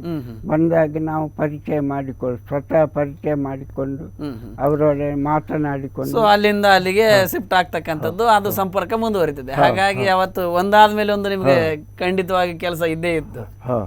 ಮತ್ತೆ ಅದನ್ನು ಹುಡ್ಕೊಂಡು ಹೋಗೋ ಒಂದು ಅಗತ್ಯವೇ ಇರಲಿಲ್ಲ. ನಮ್ಮ ಕಾಲ್ ಬುಡಕ್ಕೆ ಬಂದು ಕೆಲಸ ಖಂಡಿತ ಒಂದು ಟೀಮ್ ಇದೆ ಅಂದ್ರೆ ಆ ಟೀಮ್ ನ ಕಂಪ್ಲೀಟ್ ಆಗಿ ಎಷ್ಟು ಕವರ್ ಆಗಿ ಮಾಡ್ಲಿಕ್ಕೆ ಆಗ್ತದೆ ಅಷ್ಟು ಹೊಸ ನಿರ್ದೇಶಕರು ಅವ್ರನ್ನ ಇನ್ವಾಲ್ವ್ ಮಾಡ್ಕೊಳ್ತಕ್ಕಂಥ ಪದ್ಧತಿ ಇತ್ತು ಅವತ್ತಿಗೆ. ಮತ್ತೆ ಆ ಸಮಯದಲ್ಲಿ ನಮ್ಮ ಊರಿನವರು ಫೀಲ್ಡ್ ನಲ್ಲಿ ಕಡಿಮೆ ಇದ್ರು. ನಮ್ಮ ಸಮಯದಲ್ಲಿ ನಮ್ಮ ಊರಿನವರು ಬಹಳ ಕಡಿಮೆ ಇದ್ರು. ಈಗ ಎಲ್ಲ ಇದ್ದಾರೆ, ಸುನಿಲ್ ಶೆಟ್ಟಿ, ಐಶ್ವರ್ಯ ರೈ, ದೀಪಿಕಾ ಪಡುಕೋಣೆ, ಮತ್ತೆ ಶಿಲ್ಪಾ ಶೆಟ್ಟಿ ಅವರೆಲ್ಲ ಈಗ ಈಚಿನ ಪೀಳಿಗೆ. ಖಂಡಿತ ಖಂಡಿತ ಖಂಡಿತ. ನಮ್ಮ ಸಮಯದಲ್ಲಿ ಯಾರು ಇರ್ಲಿಲ್ಲ. ಇಡೀ ಕರಾವಳಿಯಲ್ಲಿ ನೀವೇ ಮೊದಲಿಗರು ಎಂಟ್ರಿ ಕೊಟ್ಟವರು ಅಂತಕ್ಕಂಥದ್ದು ಖಂಡಿತ ವಿಶೇಷವಾದ. ವೀಕ್ಷಕರಿಗೆ, ಕರಾವಳಿ ಭಾಗದಲ್ಲಿ ವಸಂತ್ ಶೆಣೈ ಅಂತವರು ಆವತ್ತಿನ ಕಾಲದಲ್ಲಿ, ಅದು ನೀವು ಯಾವ ವರ್ಷ ಎಂಟ್ರಿ ಆಗಿದ್ದು? 1963ನೇ ಇಸ್ವಿ. 1963ರಲ್ಲಿ ತುಂಬ ಬಹಳ ದಿನಗಳ ಹಿಂದೆ, ಬಹಳ ವರ್ಷಗಳ ಹಿಂದೆ ಮೊದಲಿಗೆ ಬಾಲಿವುಡ್ಗೆ ಇವರ ರಂಗ ಪ್ರವೇಶವಾದದ್ದು ಒಳ್ಳೆಯ ಸಮಯ ಅಂತ ಹೇಳ್ಬೋದು. ಯಾಕಂದರೆ 1963 ನಂತರ ಕರಾವಳಿಯಲ್ಲಿ ಈಚೀಚೆಗೆ ಹೆಚ್ಚಿನ ಜನ ಬಾಲಿವುಡ್ನಲ್ಲಿ ಈಗ ಕೆಲಸ ಮಾಡ್ತಾ ಇದ್ದಾರೆ ನೋಡಿ. ಅದಕ್ಕೆ ಒಂದು ಸೇತುವೆಯನ್ನು ನಿರ್ಮಾಣ ಮಾಡೋದ್ರಲ್ಲಿ ನೀವೇ ಮೊದಲಿಗರಾಗಿಬಿಟ್ರೆ ಅದು ಮತ್ತೊಂದು ವಿಶೇಷ ಕೂಡ. ಖಂಡಿತ. ಹಾಗೆ ಅಲ್ಲಿ ಸರ್ ನೀವು ಕೆಲಸವನ್ನ ಮಾಡ್ತಾ ಇದ್ದಾಗ ಆವತ್ತಿನ ಕ್ಯಾಮ್ರಾಗಳು ತುಂಬಾ ಭಾರ, ಆವತ್ತಿನ ಸೆಟ್ ತುಂಬಾ ಭಾರ, ಈಗಿನಷ್ಟು ಸರಳವಲ್ಲ ಅದು. ಆವತ್ತಿನ ಸಿನಿಮಾ ರಂಗ ಅಂದ್ರೆ ಅದೊಂದು ದೊಡ್ಡ ತಪಸ್ಸು ಮಾತ್ರ ಅಲ್ವೇ? ಖಂಡಿತವಾಗ್ಲು. ಆಗ ನಿಮ್ಗೆ ಒಂದು ಹೋರಾಟದ ಬದುಕಿದ್ದ ಹಾಗೆ ಅದು. ತುಂಬಾ ಕಡಿಮೆ ಸಂಬಳ, ಹೆಚ್ಚಿನ ಕಲಾವಿದರ ಒಟ್ಟಿಗೆ ಆಗ್ಲೂ ಒಂದು ಒಳ್ಳೆ ಮನಸ್ಥಿತಿ ಕಲಾವಿದರು ಇದ್ರು ಸರಿ, ಆದ್ರೆ ತುಂಬಾ ಭಾರವಾದ ಕೆಲಸ, ತುಂಬಾ ಹೆಚ್ಚಿನ ಶ್ರಮವನ್ನು ಪಡ್ತಕ್ಕಂಥದ್ದು. ಆ ಹಿನ್ನೆಲೆಯಲ್ಲಿ ನಿಮ್ಮ ಸ್ಟ್ರಗಲ್ ಹೇಗಿತ್ತು ಅಲ್ಲಿ? ಸ್ಟ್ರಗಲ್ ಅಂದರೆ ಅದೇ ನಾನು ಹೇಳಿದೆ ಅಲ್ಲ, 200 ರೂಪಾಯಿ ನನಗೆ ಸಂಭಾವನೆ ಸಿಗ್ತಿತ್ತು. ಆದರೆ ಒಂದು ಎಲ್ಲಿ ಔಟ್ಡೋರಿಗೆ ಹೋಗಿ ಸ್ಟುಡಿಯೋದ ಒಳಗೆ ಇರಲಿ, ಬೆಳಿಗ್ಗೆ ಒಂದು ಸಲ ಸೆಟ್ಟಿಗೆ ಒಳಗೆ ಹೋದ್ರೆ ಆಮೇಲೆ ಎಲ್ಲ ಅವರದ್ದೇ ಆತಿಥ್ಯ, ಊಟ ತಿಂಡಿ ಯಾವುದಕ್ಕೂ ತೊಂದರೆ ಎಲ್ಲ ಅವರದ್ದೇ. ಮತ್ತೆ ಮಾತಾಡ್ಲಿಕ್ಕಿಲ್ಲ. ಮತ್ತೆ ಸಾಯಂಕಾಲ ಸೆಟ್ ಶೂಟಿಂಗ್ ಮುಗಿಲಿಕ್ಕೆ 5 ನಿಮಿಷ ಇರುವಾಗ ನಮಗೆ ಸಂಭಾವನೆ ಕೊಟ್ಟು ಹೋಗ್ತಾರೆ ಅದೇ ದಿವಸ. ಆವತ್ತೇ ಕೊಡ್ತಾರೆ. ಆವತ್ತಿನ ಒಂದು ಸಿನಿಮಾ ರಂಗದಲ್ಲಿ ಈಗಿನಷ್ಟು ಸಮಸ್ಯೆಗಳಿರಲಿಲ್ಲ. ಅದು ಇರ್ತಕ್ಕಂಥ ಮಾತಾಡಿರ್ತಕ್ಕಂಥ ಸಂಭಾವನೆ ಸರಿಯಾಗಿ ಕಲಾವಿದರಿಗೆ ಕೊಡ್ತಕ್ಕಂಥದ್ದು. ಈಗ ನೋಡಿ ಎಲ್ಲೋ ಒಂದ್ ಕಡೆ ಹೀರೋ ಹೀರೋಯಿನ್ ಅವ್ರಿಗೆ ಬಿಟ್ರೆ ಅಥವಾ ಕೆಲವು ಪ್ರಸಿದ್ಧ ನಟರಿಗೆ ಬಿಟ್ರೆ ಸಹಾಯಕರಾಗಿ ಕೆಲಸ ಮಾಡ್ತಕ್ಕಂಥವ್ರಿಗೆ, ಲೈಟ್ನವ್ರಿಗೆ, ಸೆಟ್ನವ್ರಿಗೆ, ಇನ್ನಿತರ ಕಲಾವಿದರಿಗೆ ಸಾಕಷ್ಟು ಎಲ್ಲೋ ಒಂದ್ ಸ್ವಲ್ಪ ಹಿಂಸೆ ಅನಿಸ್ತದೆ. ಸತಾಯಿಸ್ತಕ್ಕಂಥದ್ದು, ಚೆಕ್ ಕೊಡ್ತಕ್ಕಂಥದ್ದು, ಆ ಚೆಕ್ ಬೌನ್ಸ್ ಆಗ್ತಕ್ಕಂಥದ್ದು ಸಾಕಷ್ಟು ಕಂಡು ಬರ್ತಾ ಇದೆ. ಅದು ಕೆಲವು ಇಂಡಸ್ಟ್ರಿಗಳಲ್ಲಿ ಮಾತ್ರ ಇದೆ, ಬಾಲಿವುಡ್ ನಂತಲ್ಲಿ ಇರ್ಲಿಕ್ಕಿಲ್ಲ. ಈಗ ಅಲ್ಲೊಂದು ಇಲ್ಲೊಂದು ಈ ತರದ್ದು ಆಗಾಗ ಕೇಳಿ ಬರ್ತದೆ. ಆದ್ರೆ ಅವತ್ತಿಗೆ ಇದು ಯಾವುದು ಅಷ್ಟು ಒಂದು ಪವಿತ್ರವಾದ ಮನೋಭಾವನೆ ಇತ್ತ ಅಂತಕ್ಕಂಥದ್ದು. ಅವತ್ತು ಅಲ್ಲಿ ಕೆಲಸಗಾರರಿಗೆ ಸರಿಯಾಗಿ ಸಂಬಳವನ್ನು ಕೊಡ್ತಕ್ಕಂಥದ್ದು, ಆಮೇಲೆ ಹೆಚ್ಚಿನ ಜನರಿಗೆ ಪ್ರೋತ್ಸಾಹವನ್ನು ಮಾಡ್ತಾ ಇದ್ರು ಅಂತಕ್ಕಂಥದ್ದು. ಆವಾಗ ಒಂದು ಸಿನಿಮಾ ಹಿಟ್ಟಾದರೆ ಹ್ಞೂ ಆ ಸಿನಿಮಾ ಹಿಟ್ಟಾದ ಪ್ರಕಾರ ಅವರಿಗೆ ಎಲ್ಲ ಅದರಲ್ಲಿ ಫೀಲ್ಡ್ನಲ್ಲಿ ಇದ್ದವರಿಗೆಲ್ಲ ಹ್ಞೂ ಅವರು ಬೋನಸ್ ಅಂತ ಕೊಟ್ಟಿದ್ರು. ಓಕೆ ಸರ್, ನಾವು ಮತ್ತಷ್ಟು ಮಾತಾಡೋಣ. ಅದಕ್ಕಿಂತ ಮುಂಚೆ ಒಂದು ವಿರಾಮವನ್ನು ತೆಗೆದುಕೊಳ್ಳೋಣ. ಎಸ್ ವೀಕ್ಷಕರೇ, ಅಭಿನವ ದೇವಾನಂದ್, ಕೆ ವಸಂತ್ ಶೆಣೈ ಅವರ ಬಾಲಿವುಡ್ನ ಕೆಲವೊಂದಷ್ಟು ಅನುಭವಗಳನ್ನು ಹಂಚ್ಕೊಳ್ತಾ ಇದ್ವಿ. ಈಗ ಒಂದು ಪುಟ್ಟ ಬ್ರೇಕ್ ಬಳಿಕ ಮತ್ತೆ ಮುಂದುವರಿಸೋಣ.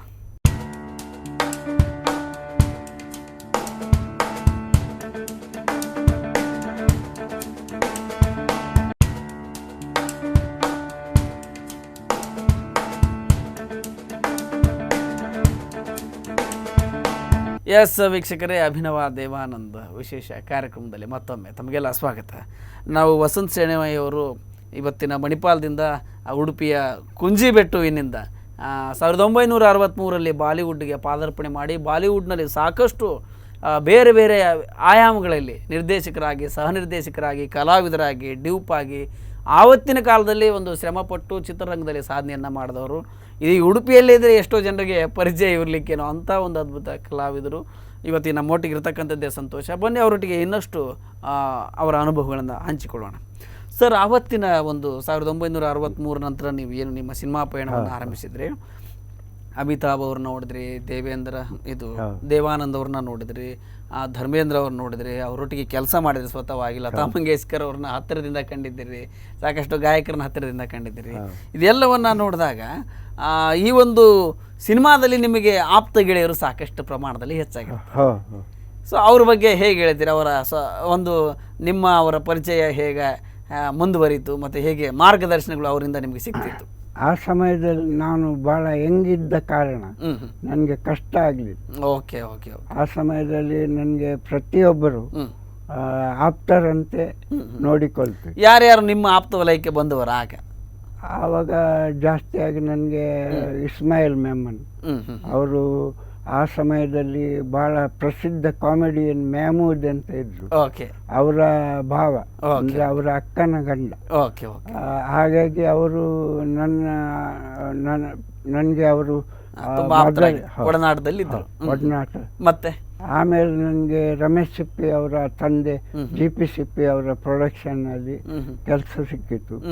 ಅದರಲ್ಲಿ ನನಗೆ ಎಲ್ಲ ಆಪ್ತರಾಗಿ ಇದ್ರು. ಯಾರು? ರಮೇಶ್ ರಮೇಶ್ ಸಿಪ್ಪಿ ಇರಲಿಲ್ಲ, ಅವಾಗ ಡೈರೆಕ್ಷನ್ ಬಪ್ಪಿ ಸೋನಿ ಅಂತ. ಅವರೆಲ್ಲ ಅವರು ಬ್ರಹ್ಮಚಾರಿ ಅಂತ ಬಹಳ ಸೂಪರ್ ಹಿಟ್ ಪಿಕ್ಚರ್ ಮಾಡಿದ್ರು. ಬ್ರಹ್ಮಚಾರಿ, ಶಮ್ಮಿ ಕಪೂರ್ ಮತ್ತೆ ರಾಜಶ್ರೀ. ಆ ಸಿನಿಮಾ 50 ವಾರ ರನ್ ಆಗಿತ್ತು. ಇವತ್ತಿಗೂ ಆ ಸಿನಿಮಾದ ಹಾಡುಗಳು ಬಹಳ ಪ್ರಸಿದ್ಧವಾಗಿವೆ. ದಿಲ್ ಕಿ ಜರೋಕೆ ಮೈ ತುಜ್ಕೋ ಬಿಟಾಕರ್, ಯಾದೋಂ ಕಿ ಮೈ ತೇರಿ ಮೈ ದುಲ್ಹನ್ ಬಿಟಾಕರ್, ರಕ್ಕೂಂಗಾ ಮೈ ದಿಲ್ ಕೆ ಪಾಸ್. ಆ ಸಿನಿಮಾ ಇವತ್ತಿಗೂ ಎಲ್ಲರ ಗುಯಿಗುಡ್ತಕ್ಕಂಥ ಹಾಡುಗಳು. ಖಂಡಿತ ಖಂಡಿತ ಖಂಡಿತ. ಅದರಲ್ಲಿ ಬಪ್ಪಿ ಸೋನಿ ಅಂತ ಅವರು ನಿರ್ದೇಶಕರಾಗಿದ್ರು. ನಿರ್ಮಾಪಕರು ರಮೇಶ್ ಸಿಪ್ಪಿ ತಂದೆ GP ಸಿಪ್ಪಿ. ಮತ್ತು ಆ ಸಮಯದಲ್ಲಿ ನನಗೆ ಎಲ್ಲರೂ ಯಾವ ನಿರ್ದೇಶಕರಾದರೂ ನನಗೆ ಭಾಳ ಆಪ್ತರಾಯ ಆಗಿದ್ರು. ಮತ್ತು ನೋಡ್ಲಿಕ್ಕೆ ಹೋದರೆ ಗುರುದತ್ ಅಂತ ಆ ಸಮಯದಲ್ಲಿ ಪ್ರಸಿದ್ಧ ಬ್ಲ್ಯಾಕ್ ಆ್ಯಂಡ್ ವೈಟ್ ಸಿನಿಮಾಗಳು ಆಗ್ತಿದ್ದವು. ಡೈರೆಕ್ಟರ್ ಅವ್ರು CID ಅಂತ ಒಂದು ಸಿನಿಮಾ ದೇವಾನಂದರಿಗೆ ಡೈರೆಕ್ಷನ್ ಮಾಡಿ CID. ಅದು ಗುರುದತ್ ಫಿಲ್ಮ್ಸ್ ಅವರದ್ದೇ ಸ್ವತಃ ಪಿಕ್ಚರ್. ಅದು ದೇವಾನಂದ್ ಹೀರೋ, ಶಕೀಲಾ ಹೀರೋಯಿನ್. ಆ ಸಿನಿಮಾ ಭಾಳ ಹಿಟ್ಟಾಗಿ ರನ್ ಆಗಿತ್ತು. ಆಮೇಲೆ ಗುರುದತ್ ಅವ್ರು ನಮ್ಮ ಊರಿನವರೇ. ಅವರು ಇಲ್ಲಿ ಪಡುಕೋಣೆ ಅಂತ ಕುಂದಾಪುರದ ಅಲ್ಲಿ ಅವರೇ. ಅವರ ತಮ್ಮ ಇಂದಿಗೂ ಸಿನಿಮಾ ರಂಗದಲ್ಲಿ ಇದ್ದಾರೆ, ಆತ್ಮಾರಾಮನ್. ಅವರು ತುಂಬಾ ಸಿನಿಮಾ ಮಾಡಿದ್ದಾರೆ. ಅವರು ಮಾಡೋದು ಅಪರೂಪ, 2 ವರ್ಷಕ್ಕೆ ಒಂದು ಸಿನಿಮಾ. ಅದು ಹಿಟ್ಟು ಮಾಡಿದ್ಮೇಲೆ ಫೇಲ್ ಆಗುದಿಲ್ಲ. ಆತ್ಮಾರಾಮರು ಅವರು ಗುರುದತ್ ಅವರ ಕಾಸ್ಟ್ ತಮ್ಮ. ಓಕೆ 2 ವರ್ಷಕ್ಕೆ ಒಂದ್ಸಲ ಸಿನಿಮಾ ಮಾಡು, ಹ್ಮ್ ಹ್ಮ್ ಅದು ಸಿಲ್ವರ್ ಜೂಬ್ಲಿ ಹಿಟ್ಟೇ ಮಾಡು. ಹ್ಮ್ ಹ್ಮ್ ಫೇಲ್ ಆಗಲಿಲ್ಲ. ಅವರು ಎಷ್ಟೋ ಸಿನಿಮಾ ಪ್ರೊಡ್ಯೂಸ್ ಮಾಡಿದ್ದಾರೆ, ಚೆನ್ನಾಗೇ ಬಂತು ಎಲ್ಲವೂ ಸಹ. ಎಲ್ಲ ಸಿಲ್ವರ್ ಜೂಬ್ಲಿ. ಹ್ಮ್ ಹ್ಮ್ ಮತ್ತೆ ನಾನು ಹೇಳಿದೆ ಅಲ್ಲ, ಆವಾಗಿನ ಕವಿಗಳು ಹೌದೌದು ಪದ್ಯ, ಹೌದು. ಆ ಪದ್ಯ ನಿಮಗೆ ಆವಾಗಿನ ಪದ್ಯ ಕೇಳಿದ್ರೆ ಹ್ಮ್ ಹ್ಮ್ ನಿಮ್ಮ ಮನಸ್ಸಿನಲ್ಲಿ ಎಂತ ಬೇಸರ ಇದ್ರು ಹೊರಟು ಹೋಗುತ್ತದೆ. ಖಂಡಿತ ತುಂಬಾ ಸಂತೋಷವನ್ನ ಆಹ್ಲಾದವನ್ನ ನೀಡ್ತಕ್ಕಂಥ ಒಂದು ಸಾಹಿತ್ಯ ಅವತ್ತಿಂದು, ಅದಕ್ಕೆ ತಕ್ಕಾಗಿ ಸಂಗೀತ ಮತ್ತೆ ಹಾಡ್ತಕ್ಕಂಥದ್ದು, ಅದೆಲ್ಲದ ಸಮ್ಮಿಲನ ಆದಂಥದ್ದು. ಹಾಗೆ ಸಂಭಾವನೆ ಅಂತ ನಿಮ್ಮ ಅವತ್ತಿನ ಕಾಲದಲ್ಲಿ ವಿಷಯಕ್ಕೆ ಬರೋದಾದ್ರೆ, ಈಗ ನೀವು ಹೇಳಿದ್ರೆ ನಮಗೆ ಒಂದು 200 ಏನು, ಅದು ಹೇಗೆ ಅವತ್ತು ಇವತ್ತಿನ ಹಾಗೆ ಬಾಟಾ ಸಿಸ್ಟಮ್ ಅಲ್ಲಿ ಇತ್ತಾ ಅಥವಾ ಆ ದಿನ ಹೇಗೆ ಇತ್ತು ಆವತ್ತಿನ ಸಂಭಾವನೆ ನಿಮಗೆ? ಅಂದರೆ ನನಗೆ ಸಾಯಂಕಾಲ ನಮ್ಮದು ಬೆಳಿಗ್ಗೆ 9 ಗಂಟೆಯಿಂದ ಸಂಜೆ 6 ಗಂಟೆವರೆಗೆ ಶಿಫ್ಟ್, ಒಂದು ಶಿಫ್ಟ್. ಎರಡನೇ ಶಿಫ್ಟ್ ಸಾಯಂಕಾಲ 6:30ಇಂದ ಬೆಳಿಗ್ಗೆ 6:30. Okay okay okay. ಎರಡನೇ ಶಿಫ್ಟ್ ಬೆಳಿಗ್ಗೆ 7 ಗಂಟೆಯಿಂದ ಮಧ್ಯಾಹ್ನ 2 ಗಂಟೆವರೆಗೆ ಇನ್ನೊಂದು ಶಿಫ್ಟ್. 3 ಶಿಫ್ಟ್ ಆಗ್ತಿತ್ತು, 3 ಶಿಫ್ಟ್ 24 ಗಂಟೆಗಳಲ್ಲಿ. ಹೌದು. Okay okay. ಅದರಲ್ಲಿ ನಾವು ಬೇಕಾದರೆ ಯಾವ ಸೆಟ್ ಯಾವ ಟೈಮಿಂಗ್ ಬೇಕಾದರೂ ಸಿಲೆಕ್ಟ್ ಮಾಡಿಕೊಳ್ಬೋದು ಆ ಸಮಯದಲ್ಲಿ. ಆಮೇಲೆ ನಿಮಗೆ ಏನು ಅಲ್ಲಿ ಯಾವ ರೀತಿಯಾದಂಥ ಶೆಡ್ಯೂಲ್ ಬಂದಿರ್ತದೆ ಅದರ ಮೇಲೂ ಸಹ ಕೆಲವೊಮ್ಮೆ ಡಿಪೆಂಡ್ ಆಗ್ತಾ ಹೋಗ್ತದೆ. ಈಗ ನಿಮ್ಮ ಶೂಟಿಂಗ್ ಪಾರ್ಟ್ ಬಂದಾಗ ನೀವು ಹೋಗ್ಬೇಕಾಗ್ತದೆ. ಮತ್ತೆ ಎಲ್ಲ ಪ್ರೊಡ್ಯೂಸರ್ ನಮಗೆ ಪ್ರತಿ ದಿವಸ ಸಂಭಾವನೆ ಕೊಡೋದಲ್ಲ, ಕೆಲವರು ಅಗ್ರಿಮೆಂಟ್ ಮಾಡಿಕೊಳ್ತಾರೆ. ನಿಮಗೆ ಇಡೀ ಪಿಕ್ಚರ್ನಲ್ಲಿ ನಾವು ಕರೆದಾಗ ನೀವು ಬರಬೇಕು, ನಮ್ಮ ಸಹ ನಿರ್ದೇಶಕರಾಗಲಿ ಅಥವಾ ಡ್ಯೂಪ್ ಕಲಾವಿದನಾಗಲಿ ಅಥವಾ ಬೇರೆ ಯಾವುದೇ ಕಲಾವಿದನಾಗಿ ಕೆಲಸ ಮಾಡಿದ್ರು ನಿಮಗೆ ನಾವು ಇಡೀ ಸಿನಿಮಾ ಮುಗಿಯುವವರೆಗೆ ಇಂತಿಷ್ಟು ಕೊಡ್ತೇವೆ ಅಂತ ಅಗ್ರಿಮೆಂಟ್ ಪೇಪರ್ ಮಾಡಿ ಒಂದು ಲೆಟರ್ ಕೊಡ್ತಾರೆ ನಮಗೆ. ಆದರೆ ಅವರಿಗೆ ನಾವು ಅವ್ರು ನಮಗೆ ಎಷ್ಟು ಆವಾಗವಾಗ ಕೊಡ್ತಾ ಇರ್ತಾರೆ. ಲಾಸ್ಟಿಗೆ ಪಿಕ್ಚರ್ ಮುಗಿದ್ರೊಳಗೆ ನಿಮ್ಮ ಸಂಭಾವನೆ ಕ್ಲಿಯರ್ ಮಾಡಿ. ಖಂಡಿತ ಖಂಡಿತ ಖಂಡಿತ. ಹಾಗೆ ಸರ್, ನೀವು ಡ್ಯೂಪ್ ಆಗಿ ದೇವಾನಂದ್ ಅವ್ರಿಗೆ ಹೆಚ್ಚು ಕೆಲಸ ಮಾಡಿದ್ದೀರಿ, ಅದರ ಅನುಭವ ಹೇಗಿತ್ತು ನಿಮಗೆ? ದೇವಾನಂದ್ರ ನನಗೆ, ನಾನು ತುಂಬ ಜನ ಹೀರೋಗಳ ಒಟ್ಟಿಗೆ ಕೆಲಸ ಮಾಡಿದ್ದೇನೆ. ಯಾರ್ಯಾರು ಪ್ರಮುಖವಾಗಿ ಒಂದಷ್ಟು ಹೆಸರುಗಳನ್ನ ಹೇಳಿ. ಮೊದಲು ದೇವಾನಂದ್, ಓಕೆ. ಆಮೇಲೆ ಧರ್ಮೇಂದ್ರ, ಓಕೆ. ಆಮೇಲೆ ಜಾಯ್ ಮುಖರ್ಜಿ, ಓಕೆ. ಆಮೇಲೆ ಸಂಜೀವ್ ಕುಮಾರ್, ಓಕೆ. ಆಮೇಲೆ ಅಮಿತಾಬ್ ಬಚ್ಚನ್, ಆಮೇಲೆ ಶಶಿ ಕಪೂರ್, ಓಕೆ. ಆಮೇಲೆ ರಣಧೀರ್ ಕಪೂರ್, ಓಕೆ.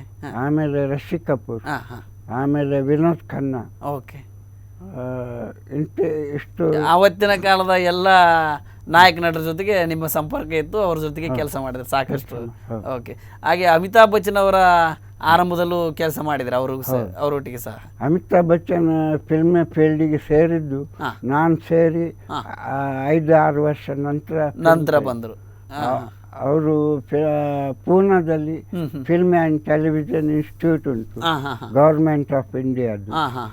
ಅದರಲ್ಲಿ ಅವರು ಕಲಿತು ಬಂದದ್ದು. ಅವರ ಕ್ಲಾಸ್ಮೇಟ್ ಆಗಿ ಜಯಾ ಬಾದುರಿ ಸಹ ಅದೇ ಸಮಯದಲ್ಲಿ ಸಿನಿಮಾ ರಂಗ ಸೇರಿದ್ರು. ಅವಳು ಇಬ್ರು ಕ್ಲಾಸ್ಮೇಟು, ಮಾತ್ರ ಇಬ್ರು ಒಂದೇ ಊರಿನವರು. ಅದು 1968-69 ಟೈಮು. ಅವರು ಇಬ್ರು ಅಮಿತಾಬ್ ಬಚ್ಚನ್, ಜಯಾ ಬಾದುರಿ ಇಬ್ರು ಒಂದೇ ಊರಿನವರು, ಅಲಹಾಬಾದ್ನವರು. ಹಾಗಾಗಿ ಅವರಿಬ್ರು ಪೂನಾದಲ್ಲಿ ಸ್ಟಡೀಸ್ ಮಾಡ್ತಿದ್ರು. ಗವರ್ಮೆಂಟ್ ಆಫ್ ಇಂಡಿಯಾದ್ದು ಫಿಲ್ಮ್ ಆ್ಯಂಡ್ ಟೆಲಿವಿಷನ್ ಇನ್ಸ್ಟಿಟ್ಯೂಟ್ ಉಂಟು, ಇವತ್ತಿಗೂ ಅದು ಪ್ರಸಿದ್ಧ. ಅಲ್ಲಿ ಅವರು ತುಂಬಾ ಜನ ಸ್ಟೂಡೆಂಟ್ ಅವರು ಕಲಿತಾರೆ. ಇವರು ಸಹ ಅಲ್ಲಿಯ ಸ್ಟೂಡೆಂಟ್ ಆಗಿದ್ರು. ಬೇರೆ ಫಿಲ್ಮ್ ಇಂಡಸ್ಟ್ರಿಯಲ್ಲಿ ಅಷ್ಟು ಜನ ನಾನು ನಿಮ್ಗೆ ಹೆಸರು ಹೇಳಿದೆ, ಯಾರು ಇನ್ಸ್ಟಿಟ್ಯೂಟ್ನಲ್ಲಿ ಕಲ್ತವ್ರು ಇಲ್ಲ. ಇನ್ಸ್ಟಿಟ್ಯೂಟ್ನಲ್ಲಿ ಕಲ್ತವ್ರು ಇಬ್ರೆ, ಅಮಿತಾಬ್ ಬಚ್ಚನ್ ಮತ್ತೆ ಜಯಾ ಬಾದುರಿ. ಅಕಾಡೆಮಿಕ್ ಆಗಿ ಬಂದವರು ಇವರು ಸ್ವಲ್ಪ. ಮತ್ತೆ ಬೇರೆ ಎಲ್ಲ ತಮ್ಮ ತಮ್ಮ ಸ್ವಂತ ಕಲೆಯಿಂದ ಪ್ರತಿಭೆಯಿಂದಲೇ. ದಿಲೀಪ್ ಕುಮಾರ್ ಎಜುಕೇಶನ್ ಇಲ್ಲ, ಹೀರೋ ಹೆಸರು ಮಾಡಿದ್ದಾನೆ. ಮತ್ತೆ ಧರ್ಮೇಂದ್ರ ಎಜುಕೇಶನ್ ಇಲ್ಲ, ಹೆಸರು ಮಾಡಿದ್ದಾನೆ. ಮತ್ತೆ ಸಂಜೀವ್ ಕುಮಾರ್ ಎಜುಕೇಶನ್ ಇಲ್ಲ, ಹೆಸರು ಮಾಡಿದ್ದಾನೆ. ಮತ್ತೆ ವಿನೋದ್ ಖನ್ನಾ ಎಜುಕೇಶನ್ ಇಲ್ಲ, ಹೀರೋ ಮಾಡಿದ್ದಾರೆ, ಹೆಸರು ಮಾಡಿದ್ದಾರೆ. ಪ್ರತಿಭಾವಂತರು ಅವರು, ತುಂಬಾ ಅದ್ಭುತ ಪ್ರತಿಭಾವಂತರು. ಅವ್ರಿಗೆ ಯಾವುದೇ ಶಿಕ್ಷಣ ಇಲ್ಲ ಅನ್ನೋದು ಅಡ್ಡಿನೇ ಆಗ್ಲಿಲ್ಲ ಅವರಿಗೆ. ಆವತ್ತಿನ ತಮ್ಮ ಅನುಭವದ ಮೇಲೆ ಅವರು ಸಾಕಷ್ಟು ಅನೌಪಚಾರಿಕವಾಗಿ ಶಿಕ್ಷಣವನ್ನು ಪಡೆದುಕೊಂಡು ಇವನ್ ದೇವಾನಂದ ಆದರೂ ಹಾ. ಸಿನಿಮಾ ರಂಗ ಸೇರುವ ಮೊದಲು ಅವರು 1943ನೇ ಇಸ್ವಿಯಲ್ಲಿ ಅವರು ಸಿನಿಮಾ ರಂಗ ಸೇರಿದ್ರು. ಆವಾಗ ಅವರು ಬಾಂಬೆಯಲ್ಲಿ ಅದರ ಮೊದಲಿಗೆ ಬಾಂಬೆಯಲ್ಲಿ ಜನರಲ್ ಪೋಸ್ಟ್ ಆಫೀಸ್ ಉಂಟು, GPO ಅಂತ, ಓಕೆ ಓಕೆ ಅಲ್ಲಿ ಕ್ಲಾರ್ಕ್ ಕೆಲಸ ಮಾಡ್ತಂತವ್ರು ಕ್ಲಾರ್ಕ್ ಕೆಲಸ ಮಾಡಿ ಆಮೇಲೆ ಆ ಸಮಯದಲ್ಲಿ ಬ್ಲ್ಯಾಕ್ ಆ್ಯಂಡ್ ವೈಟ್ ಹೌದೌದು ಕಲರ್ ಸಿನಿಮಾ ಇರಲಿಲ್ಲ. ಆವಾಗ ಅವರು ದೇವಾನಂದ ಅವರು GPOದಲ್ಲಿ ಕೆಲಸ ಬಿಟ್ಟು ಅವರಿಗೆ ಸಿನಿಮಾದಲ್ಲಿ ಕೆಲಸ ಮಾಡುವ ಅವಕಾಶ ಸಿಕ್ಕಿತ್ತು. ಆಮೇಲೆ ಅವರು ಸಿನಿಮಾ ರಂಗಕ್ಕೆ ಪಾದಾರ್ಪಣೆ ಮಾಡಿದ್ರು. ಆವಾಗ ಅವರ ಹಲವಾರು ಸಿನಿಮಾಗಳು ಇವತ್ತಿಗೂ ಪ್ರಸಿದ್ಧವಾಗಿವೆ. ಕಾಲಾ ಬಜಾರ್. ಈಗಲೂ ಸಹ ನಿಮ್ಮ ಈ ಒಂದು ಸಮಕಾಲೀನರು ಆವತ್ತಿನ ನಿಮ್ಮ ಜೊತೆ ಕೆಲಸ ಮಾಡಿದಂಥವ್ರು, ಕ್ರಿಯಾಶೀಲವಾದಂಥವ್ರು ಯಾರ್ಯಾರು ನಿಮ್ಮ ಸಂಪರ್ಕದಲ್ಲಿದ್ದಾರೆ, ಯಾರ್ಯಾರು ಈಗಲೂ ಸಹ ನಿಮ್ಮ ಸ್ನೇಹದಲ್ಲಿದ್ದಾರೆ? ಈಗ ಅಂದರೆ ಹೆಚ್ಚಿನವರು ನಿರ್ಮಾಪಕರಾಗಲಿ, ನಿರ್ದೇಶಕರಾಗಲಿ, ಹೀರೋಗಳಾಗಲಿ, ಹೀರೋಯಿನ್ಗಳಾಗಲಿ, ಮೊದಲನೇದು ಏನಂದರೆ ಪ್ರಾಯ ಜಾಸ್ತಿ, ಅದೇ ಅದೇ ವಯಸ್ಸಾಯ್ತು, ಇನ್ನು ವಯಸ್ಸಾಗಿತ್ತು. ಎರಡನೇದು ಏನಂದರೆ ಕೆಲವರು ತೀರಿ ಹೋದರು, ತೀರಿ ಹೋಗಿ, ಹೌದೌದೌದು.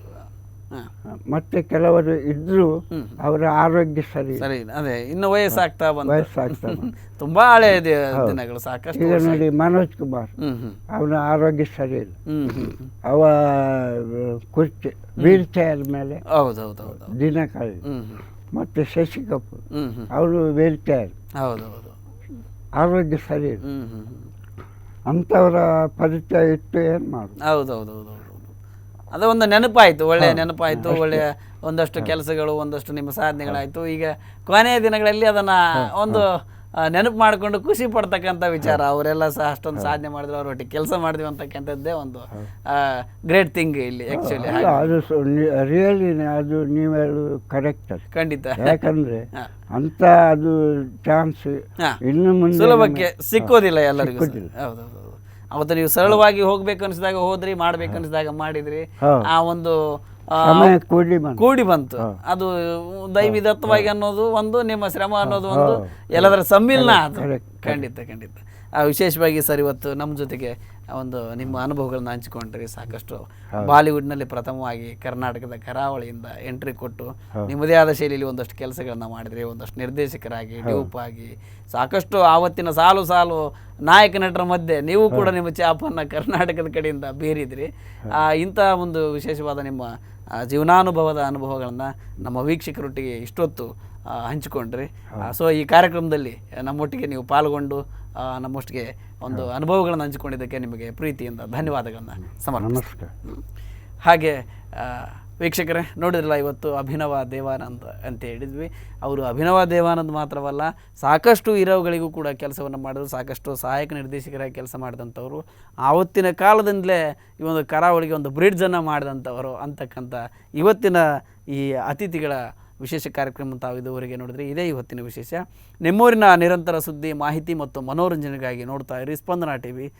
ನಮಸ್ತೆ.